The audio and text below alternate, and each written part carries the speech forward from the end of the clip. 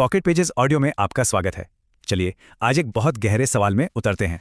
हम देख रहे हैं कि गरुड़ पुराण के हिसाब से आखिरी सांस के ठीक बाद आखिर होता क्या है। ये प्राचीन ग्रंथ आत्मा की शुरुआती यात्रा का स्टेप बाय स्टेप पूरा नक्शा देता है। तो ये सफर शुरू होता है ठीक उसी पल जब प्राण यानी जीवन शक्ति शरीर को छोड़ देती है। देखिए, आत्मा ऐसे ही नहीं तैरती फिरती, उसे फौरन एक नया शरीर लेना पड़ता है। इसे कहते हैं आतिवाहिक शरीर। ये आगे की यात्रा के लिए एक टेम्पररी व्हीकल जैसा है। और पता है क्या, इस नए शरीर का साइज भी बताया गया है, अंगूठे जितना, यानी अंगुष्ठ मात्र। इस श्लोक में बताया गया है कि यम के दूत कैसे इस अंगूठे जितने छोटे शरीर को बांध लेते हैं।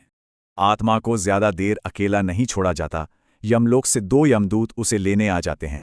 पर मजे की बात यह है कि उनका रूप कैसा होगा, ये आत्मा के कर्मों पर डिपेंड करता है।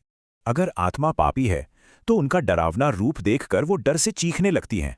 तो क्या आत्मा को सीधे फैसले के लिए ले जाया जाता है? नहीं, सफर सीधा स्वर्ग या नरक का नहीं है। पहला स्टॉप है यमलोक। वहां चित्रगुप्त के सामने बस एक सिंपल रिकॉर्ड चेक होता है। इस छोटे से शरीर में यमलोक तक का सफर बहुत तेज होता है, सिर्फ 48 मिनट का। मतलब पृथ्वी से यमलोक जाकर वापस आने में कुल 24 घंटे लगते हैं। तो पॉइंट ये है कि इस शुरुआती चेकिंग के बाद आत्मा को वापस धरती पर भेज दिया जाता है।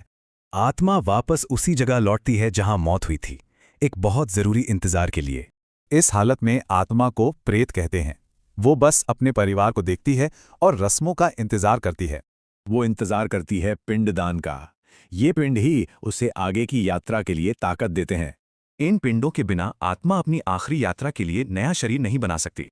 इससे पता चलता है कि जिंदा लोगों और गुजर चुके लोगों के बीच कितना गहरा नाता है। ऐसे ही और दिलचस्प विषयों को जानने के लिए पॉकेट पेजेस ऑडियो को लाइक, शेयर और सब्सक्राइब जरूर करें।